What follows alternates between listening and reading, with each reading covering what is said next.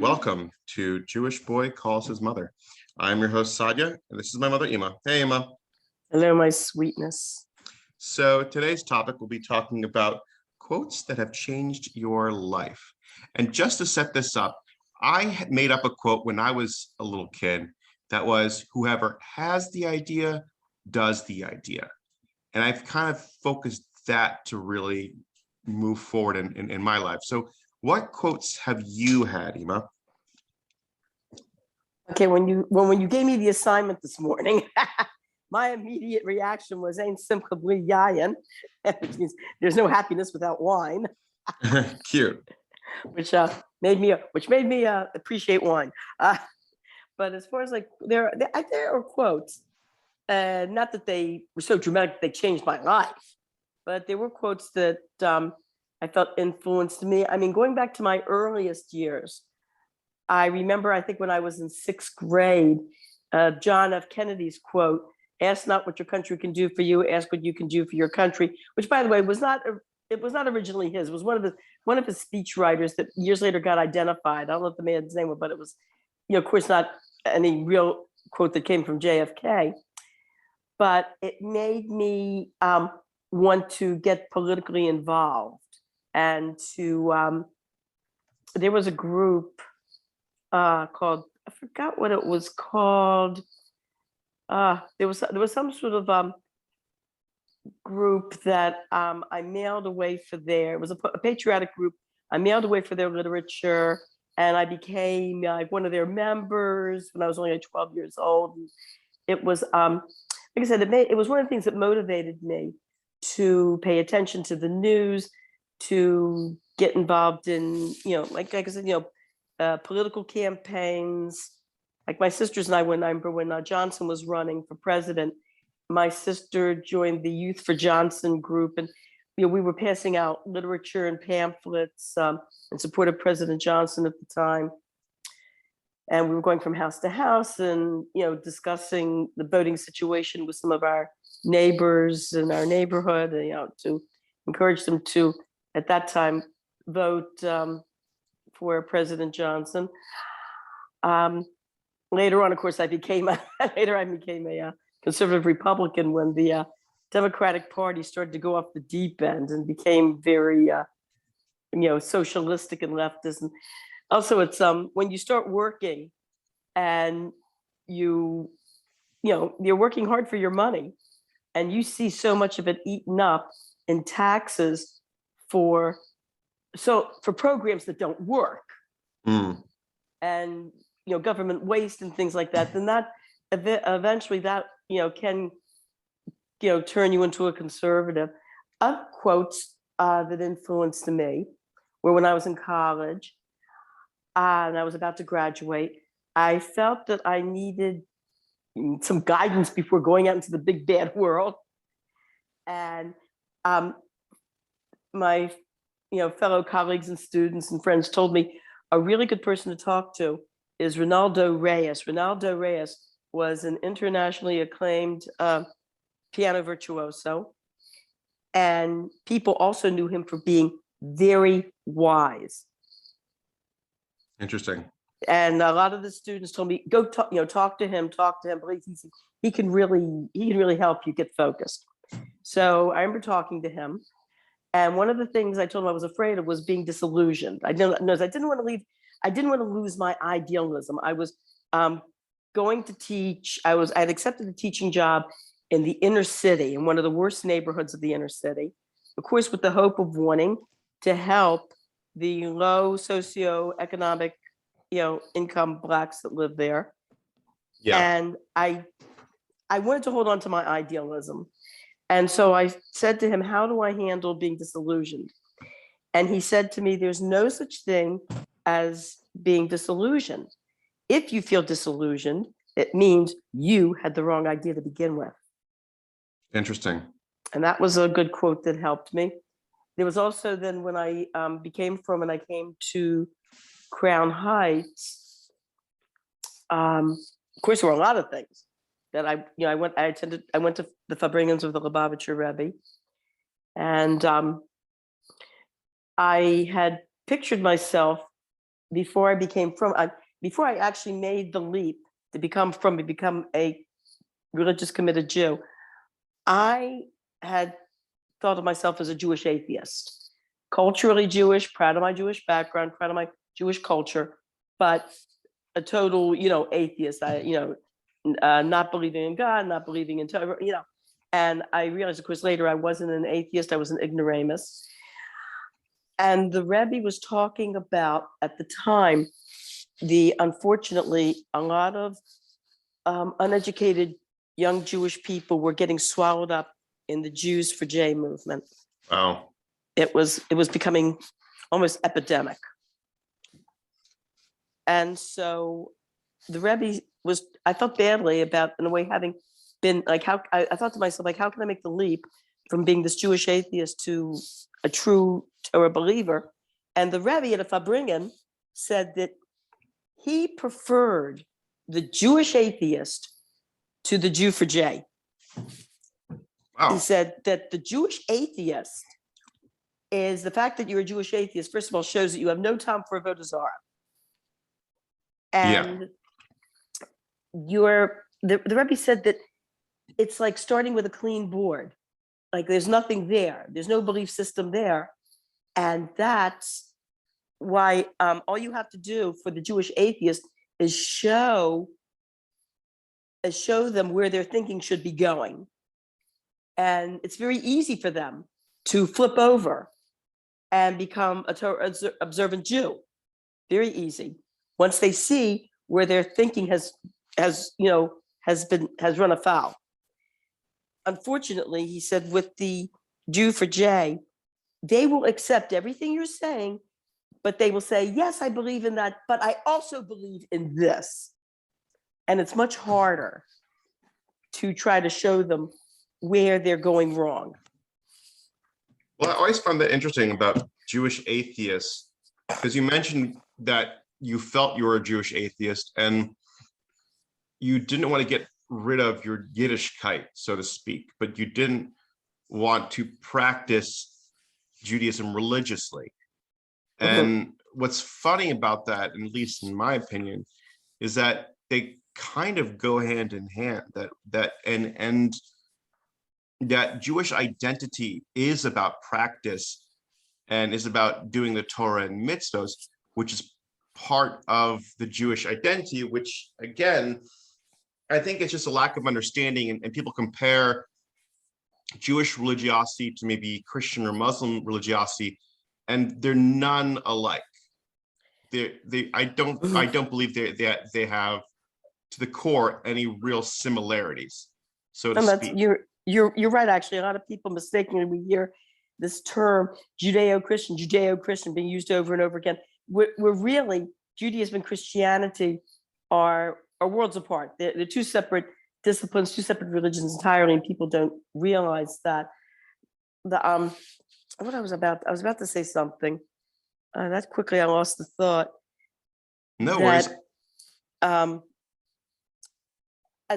think what it was, the reason I was afraid to make the flip to being a Torah observant Jew is because my introduction to Yiddishkeit, as with many people, as many of us at the time, were we would see these old men, basically mushalachim, going from house to house collecting.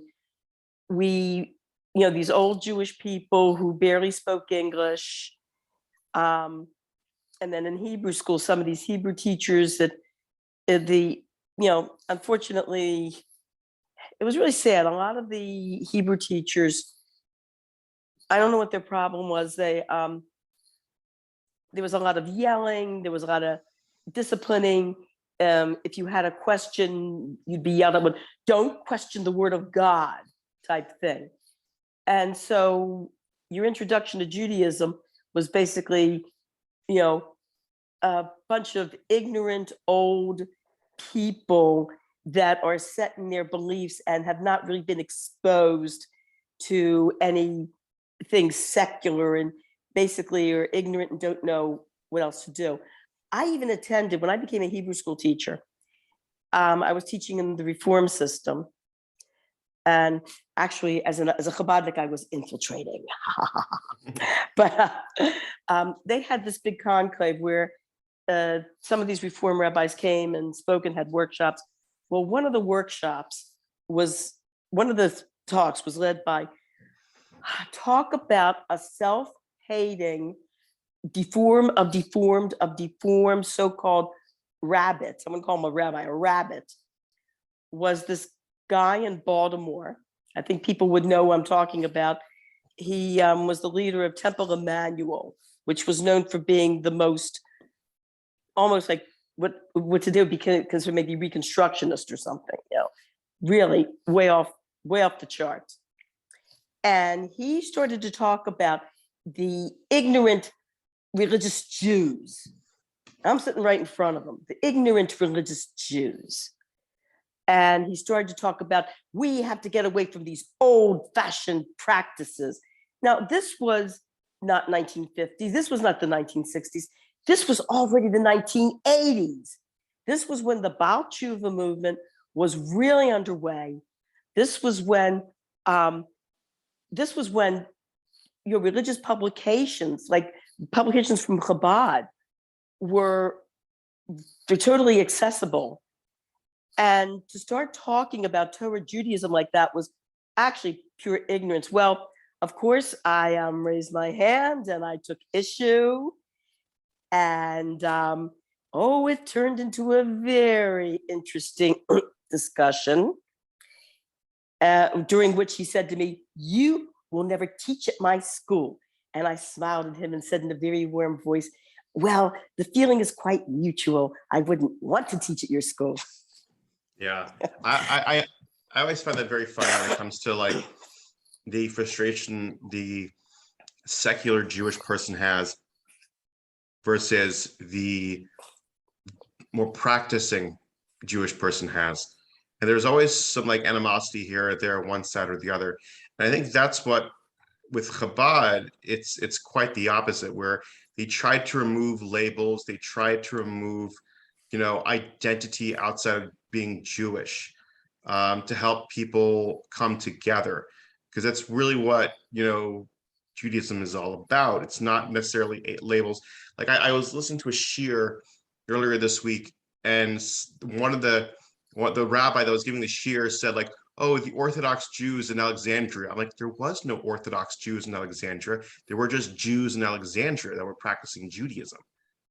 Interesting point. Yeah. It just kind of rubbed me the wrong way. I didn't like what he was saying.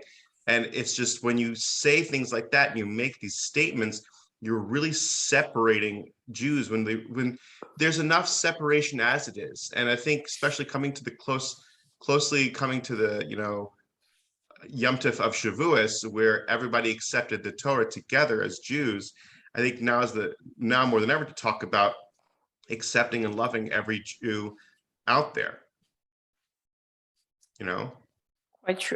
Quite true. And I think we discussed this before. I mean, I get irritated with this. Oh, there was another story that happened. Yeah. Was I was passing out Shabbos candles, and thank God I've been blessed that I've always given a younger appearance than what I am. Okay. When I was in my 20s, people thought I was 14 years old. Interesting. Yeah, and there's some funny stories about that too. Anyway, I can that would be for another time.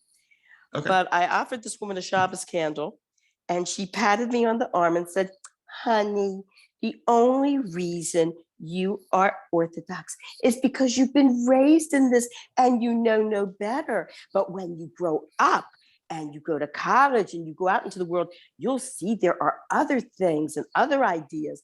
And I said, "Madam, I'm 24 years old. I have a BA degree in music education, and I was not raised Orthodox, and I chose to be Orthodox because I checked into other disciplines, religious disciplines, and I saw that they were all fake, and that this was the true one." And her mouth flew open. Yeah, she was shocked, and she said, "Well, she goes, what? She goes, are you kidding? Yeah." She goes, "Why did you do that?" I mean, she couldn't believe, what I was telling her.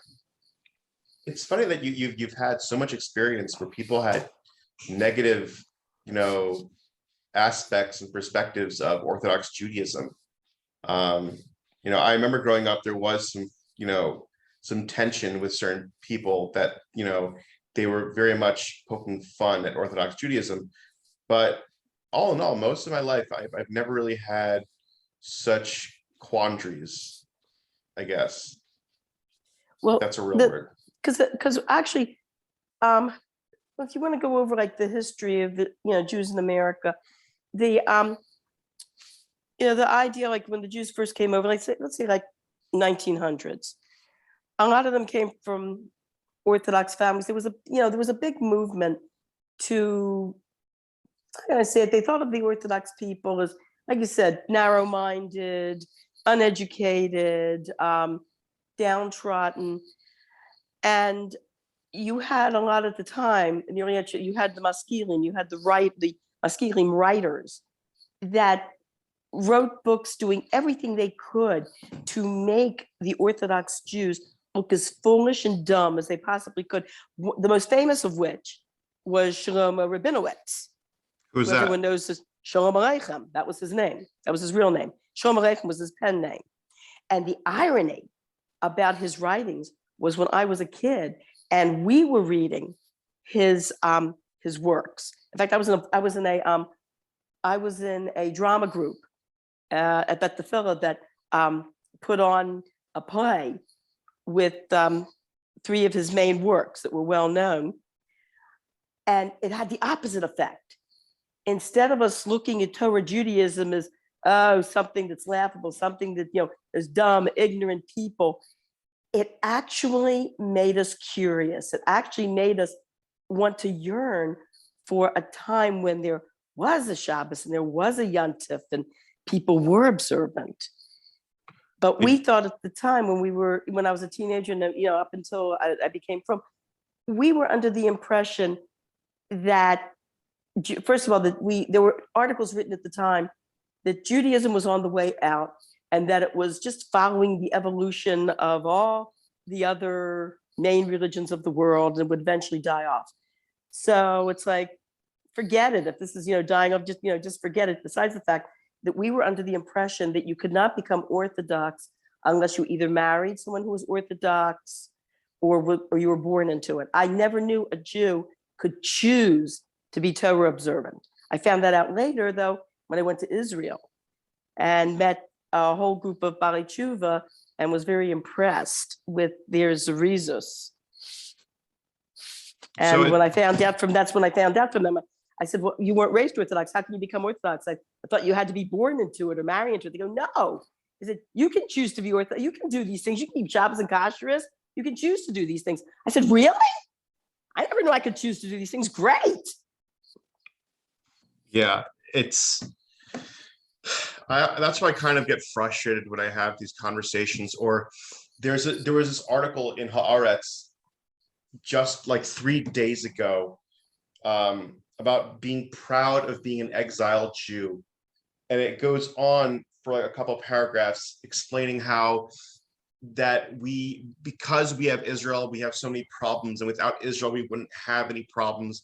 And this article is the biggest load of trash out there. It's in Haaretz for English. Excuse me, what Palestinian going under the guise of being Jewish wrote this? No, you have people that feel that way. And the writer's name is B. Michael. He said, I'm a proud exilic Jew. I'm an internationalist and a cosmopolitan. I'm also devoid of any relationships to my geographic birthplace, and land to me is just the dirt in which food grows and people are buried. It doesn't have a single milligram of sanctity, and it isn't worth even a single drop of blood. All right, whatever. This guy sounds like his brain just got buried. This guy is dead. This guy is dead. I mean, we all have feelings for the land, and God made us in such a way that people have almost a natural feeling for whatever country they were born in.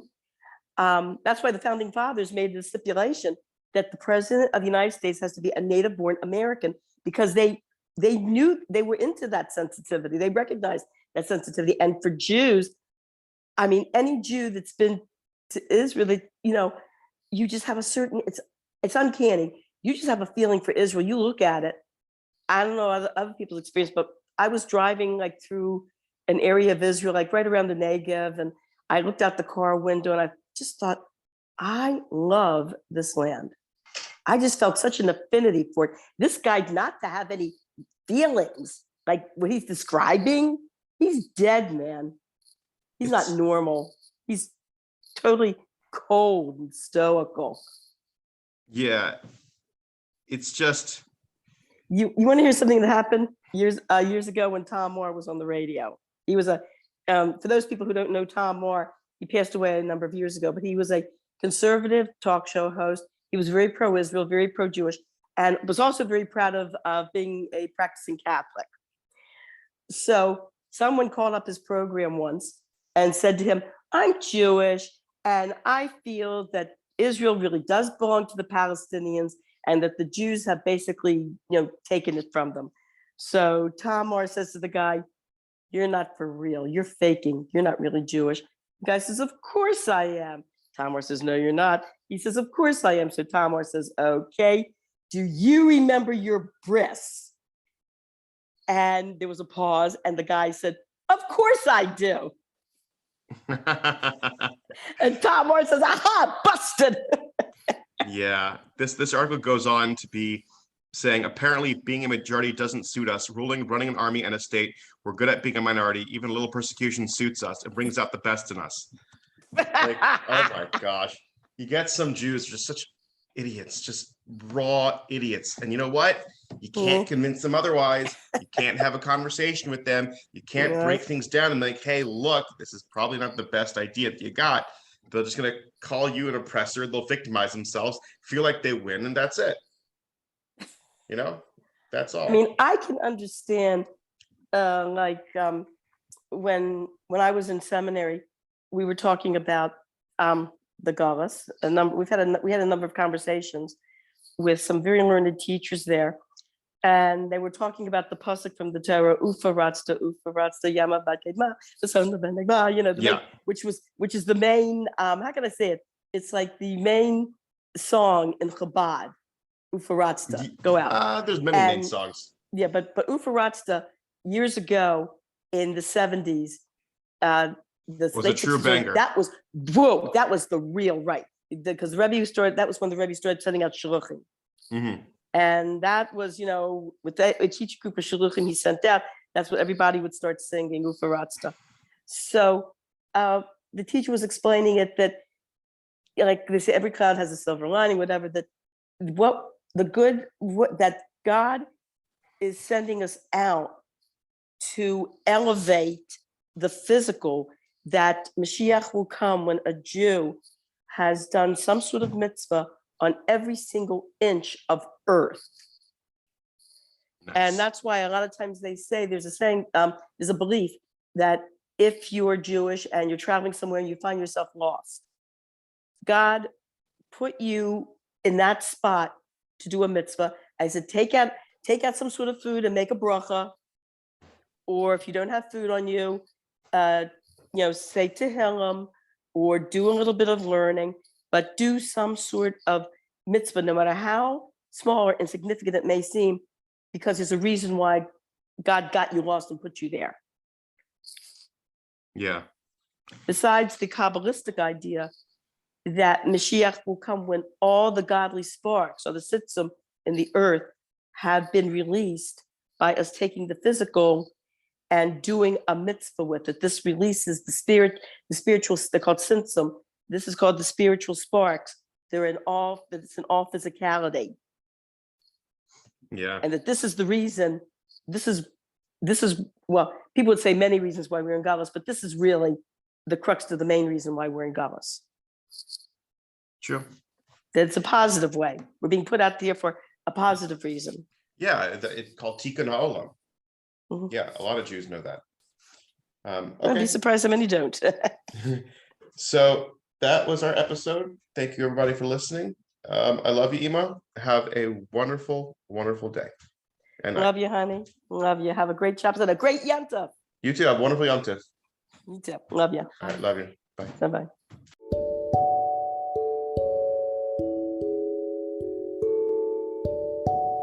Thank you for listening to this week's episode. You can find us on YouTube and Facebook at Jewish Boy Calls His Mother. I know you would like it, and my mother would too.